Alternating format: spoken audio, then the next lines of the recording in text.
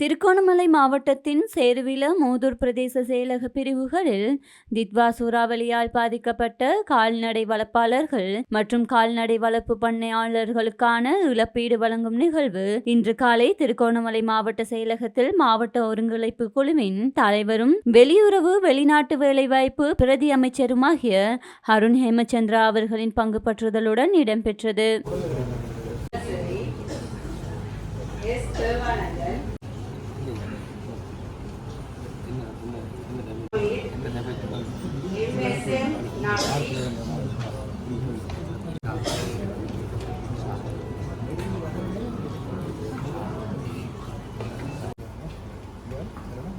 தங்கவே வீர பத்ர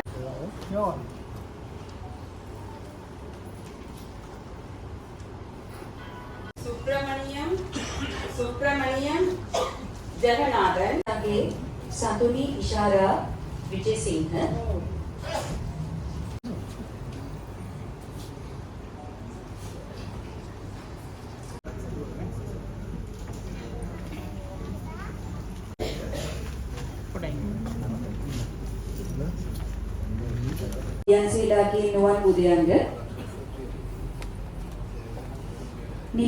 அண்மை காலத்தில் நான் நினைக்கிறேன் அரசாங்கம் மூலமாக மக்களுக்கு வழங்கப்பட்ட நிவாரணங்கள்ல இந்தளவு தொகையான நிவாரணங்கள் அண்மையில் வழங்கப்படவில்லை.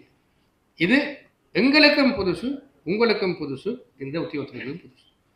இதில் ஆங்காங்கே குறைபாடுகள் இடம்பெற்றிருக்கலாம்.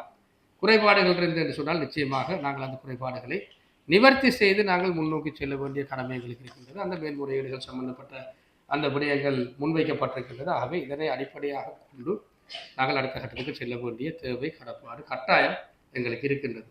நாங்கள் பொதுவாக பார்க்குற விடயம் என்று சொன்னால், நாங்கள் இந்த மக்களோடு மக்களாக நாங்கள் கடந்த ஒரு தசாப்தத்துக்கு மேலாக நாங்கள் இயங்கிக் கொண்டிருக்கிறோம். விளையாட்டுகளுக்கு எங்களை பற்றி தெரியும். இந்த அடிப்படையில் நான் தொடர்ந்தும் முகம் கொடுக்கிற ஒரு பிரச்சனை தான் எங்களை கால்நடை வளர்ப்பாளர்களின் மேய்ச்சல் தடை பிரச்சனை. இது திருகோணமலை மாவட்டத்தில் மிகவும் முக்கியமான ஒரு பாரதூரமான பிரச்சனை. ஆகவே நாங்கள் பதவிக்கு வர முதல்ல இருந்த காலப்பகுதியில் இருந்து இந்த விடயம் தொடர்பாக நாங்கள் பேசியிருந்தாலும், ஆர்ப்பாட்டங்களை எடுத்திருந்தாலும், கலந்துரையாடல்களை நாங்கள் மேற்கொண்டிருந்தாலும், எங்களுக்கு இப்போ ஒரு சந்தர்ப்பம் வந்திருக்கு. இந்த பிரச்சனையை ஒரு சுமூகமாக தீர்த்து வைக்க வேண்டிய ஒரு சந்தர்ப்பம் எங்களுக்கு கிடைச்சிருக்கு. ஆனால் இங்கே ஒரு பெரிய ஒரு சவால் எங்களுக்கு இருக்கு. இந்த அர்த்தத்தில் நாங்கள் இவ்வளவு கால்நடைகள் பாதிக்கப்படும் என்று சொல்லி எங்களுக்கு இன்றைக்கும் இந்த அர்த்தம் இவ்வாறு மோசமான அர்த்தம் வர முடியும் எங்களுக்கு தெரியாது. எவ்வளவு பாதிப்புகளுக்கு நாங்கள் நஷ்டம் கொடுக்க வேண்டி வர முடியும் எங்களுக்கு தெரியாது. ஆனால் எங்களோட மாவட்ட ஒருங்கமைப்பு குழு கூட்டமாக இருக்கலாம், எங்களோட பிரதேச ஒருங்கமைப்பு குழு கூட்டத்தில் வர எங்கள் டாக்டர்ஸ்மாருக்கு வடிவா தெரியும். நாங்கள் கடந்த 7ஆம் மாதம் இடம்பெற்ற கூட்டத்தில் கூடி நாங்கள் இந்த கால்நடைகளை பதிவு செய்தல் தொடர்பான ஒரு விடயத்தினை நாங்கள் மிகவும் தீவிரமாக நாங்கள் வலியுறுத்தினோம். ஏன்னு சொன்னால், ஒரு கால்நடைக்கு இத்தனை சதுர மீட்டர் பரப்பளவு தேவைப்படும் என்று சொன்னால், எங்களுக்கு முதல்ல நாங்கள் அறியணும் திருகோணமலை மாவட்டத்தில் எத்தனை மாடுகள் இருக்கு, எத்தனை எரும மாடுகள் இருக்கு, எத்தனை ஆடுகள் இருக்கு. இவற்றை நாங்கள் புரிந்து கொண்டால் மாத்திரம்தான், இது சரியான வகையில் இந்த தரவுகள் திரட்டப்படும் பட்சத்தில் மாத்திரம்தான் நாங்கள் அவைக்கான அந்த மேய்ச்சல் நிலத்துங்களை நாங்கள் இலகுவாக பெற்றுக் கொடுக்க முடியும். இல்லாட்டி என்ன பிரச்சனை என்று சொன்னால், எங்களோட தரவுல இருக்கிறதையும் கூட ஒரு 60-70 வீதமான மாடுகள் பதிவு செய்யப்படாது. அவை பதிவு செய்யப்படாத மாடுகளுக்காக நாங்கள் மேய்ச்சல் நிலங்களை ஒதுக்க போகும் பொழுது எங்களுக்கு அங்கு காணி புணக்குகள், வெவ்வேறு புணக்குகள், வெவ்வேறு சிக்கல்கள் இருக்கு. அவை முதல்ல நாங்கள் என்ன செய்வோம், இது எங்களுக்கு நல்ல ஒரு பாடம். இந்த தித்வா கால பகுதியில் எங்களுக்கு இது ஒரு நல்ல ஒரு பாடம். இந்த பாடத்தை நாங்கள் சரியான வகையில் புரிந்து கொண்டு, உங்களுக்கு பெரிய பிரச்சனை இல்லை, நான் மேஜர் தர பிரச்சனை இருக்கு, ஆனால் பதிவு சம்பந்தப்பட்ட பிரச்சனை இல்லை. பதிவு செய்யப்படாத பண்ணையாளர்கள் வெளியில் நிறைய பேர் இருக்கிறாங்க. அதுவும் இன்னொரு பிரச்சனை எங்களுக்கு தெரியும். இது இந்த லிஸ்டுகள் ரெடி பண்ணக்குள்ள இது சம்பந்தமான சரியான வேலை திட்டங்கள் அதிகாரிகள் முன்னெடுக்கக்குள்ள அவர்களோட தரப்புல இருந்தும் எதிர்ப்புகள் நிறைய விஷயங்கள் எங்களுக்கு நாங்கள் பதிவு செஞ்சொண்டுக்கு தான் நாங்கள் ஆரம்பித்து வைக்க முடியும். பதிவு செய்யப்படாததுக்கு நாங்கள் கொடுக்க வலிக்கணும்னு சொன்னால் எங்கே கொண்டு போய் முடிக்கிறோன்னு சொல்லி எங்களுக்கு தெரியும். ஆகவே தயவு செய்து அவர்களை வலியுறுத்துங்கள், பதிவு செய்யுமாறு கேட்டுக்கொள்ளுங்கள். අද දිනේදී අපි චෙක්පත් බෙදා දුන්නේ මේ වගේම අපේ පළාතේ නැගින පළාතේ සහ අපේ දිස්ත්‍රික්කයේ ඔය වෙරුගල් මූතූර් කින්නියා සේරිල වගේ කොට්ටාසවල බොහෝමයක් දෙනා නියල්ලා ඉන්න කර්මාන්තයක් තමයි මේ පශු සම්පත් කර්මාන්තය. හරක් ඇති කරන, ගව පාලනය කරන, එළුවන් ඇති කරන, කුකුල්ලු ඇති කරන, ඌරු ඇති කරන අය ඉන්නවා. මේක කාලයක් තිස්සේ වර්ධන ආපු නිවාසාශ්‍රිතව කරගෙන ගියපු කර්මාන්තයක්.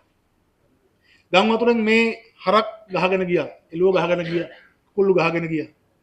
ඒතර අපිට ආපු ඉල්ලීමක් තමයි කොහොමද අපි මේවා යථාර්ථවත් කරන්න කියන එක. ඒතර මේ සම්බන්ධයෙන් දෙනකොට ප්‍රායෝගික ගැටලු ගණනාවක් තිබුණා. අපේ දිස්ත්‍රික්කයේ ගොඩක් අය පශු සම්පත් දෙපාර්තමේන්තුවේ ලියාපදිංචි නැහැ. හරක් ඇති කරනවා, එළුව ඇති කරනවා, කුකුල්ලු ඇති කරනවා. හැබැයි පශු සම්පත් දෙපාර්තමේන්තුවේ ලියාපදිංචි නැහැ. ඒතර රජයකින් ආධාරයක් දෙන්න යනකොට මේ ලියාපදිංචි අධිකාරිය ලබා දෙද්දී ප්‍රශ්න තියෙනවා. කොහොමද දෙන්නේ? කොහොමද තහවුරු කරගන්නේ කියන එක. හැබැයි අපි ඒකත් බාධාවක් කරගත්තේ නැහැ. දැන් තමයි චක්‍රලේඛයක් ආයෙත් ගැහුවා. කොහොමද මේ ලියාපදිංචියට දෙන්නේ? ලියාපදිංචි නැති වුණත් ඒ කෙනාට හානියක් වෙලා දෙනවා කියලා හොයාගෙන කොහොමද දෙන්නේ කියන සම්බන්ධයෙන් චක්‍රලේඛයක් ගහලා ඒකත් ඒ අඩුපාඩුවත් නිවැරදි කරා. ඒ අනුව අද මේනකොට අපි දිස්ත්‍රික්කයේ මේ පශු සම්පත් හානි වලින් අපිට පුළුවන් වුණා රුපියල් මිලියන 558ක් අපේ දිස්ත්‍රික්කෙට විතරක්. නැගර පළාතට රුපියල් මිලියන 850ක මුදලක් වෙන් වෙලා තියෙනවා. රුපියල් මිලියන 850ක් නැගර පළාතටම. ඒතර ඒකෙන් රුපියල් මිලියන 558ක් අපේ දිස්ත්‍රික්කෙ විතරක්. මුළු ලංකාවෙම වැඩිම පශු සම්පත් හානියක් වෙලා වැඩිම වන්දි මුදලක් හම්බෙන්නේ අපේ දිස්ත්‍රික්කයට. එතකොට මුළු ලංකාවෙම වෙච්ච හානිය වැඩි ඇති ලංකාවෙම අපේ දිස්ත්‍රික්කේ. ඒ හානිය පියවන්න වන්දි මුදලක් මුළු ලංකාවෙම වැඩිම වන්දියක් හම්බෙන්නේ අපේ දිස්ත්‍රික්කයට රුපියල් මිලියන 558ක් අද දිනේදී මේ ඔබ අතරපත් වෙන්නේ. අපේ මුළු දිස්ත්‍රික්කයේම පශු සම්පත් හානි වෙච්ච අයට. ඒතර මෙතන ඉන්න පුළුවන් දැන් ගොඩක් අය චෝදනා කරා, සමහර අය චෝදනා කරා මේ ලැබෙන්නේ හරිම අයටද? මේ වෙච්ච හානිය හරිද? මෙච්චර හරක් ගහගෙන ගිහිල්ලාද? මෙච්චර එළුව ගහගෙන ගිහිල්ලාද? ඔය කියන තරම් කුකුල්ලු ඉන්නේ නැද්ද? කියලා චෝදනා කරා. ජයතුමා පැහැදිලිව ප්‍රකාශ කරා අපිට ඕනේ මේ ආපදාවෙන් පස්සේ ජනතාව හිටපු මට්ටමටම ගේන නෙමෙයි. හිටියට වඩා හොඳ තත්ත්වයකට ගේන්න. මොකද මේ මුදල් ඔබ ඇතුළු මේ රටේ මහ ජනතාවගේ බදු මුදලින් ගෙවන සල්ලි. මේ මුදල් අයිති ඔබටමයි කොහොමද? ජනතාවටමයි අයිති. ඒත් අපේ උත්සාහය උනේ හරක් 10ක් හිටපු කෙනාගේ අතට හරක් 11කට සල්ලි කියට කමක් නැහැ. හැබැයි එයා නැවත ඒක පටන් ගන්න ඕනේ. කුකුල්ලු 5ක් ඇති කරපු කෙනාට කුකුල්ලු 6-7කට සල්ලි ගියාට කමක් නැහැ. එයා නැවත ඒ ගොවිපළ පටන් ගන්න ඕනේ. තිබුණේ කුකුල්ලු 5ක් ගොවිපළක් නම් ගෙදර කරපු කෙනෙක් නම් තව කුකුල්ලු 10ක් ඇති කරන්න කෙනෙක් බවට පත් කර ගන්න ඕනේ අපි. අපිට ඕනේ අපේ ජනතාව හිටපු මට්ටමින් ගොඩ ගන්න නෙමෙයි හිටියට වඩා අපි ඒකයි බලාපොරොත්තු වෙන්නේ. අපි මේ ආපදාව අපිට වෙච්ච විපතක් කියලා හිතාගෙන අනේ අපොයි මෙහෙම දෙයක් වුණා අපි ඉවරයි කියලා කල්පනා කරගෙන ඉන්න ජනතාවක් නෙමෙයි අපිට ඕනේ.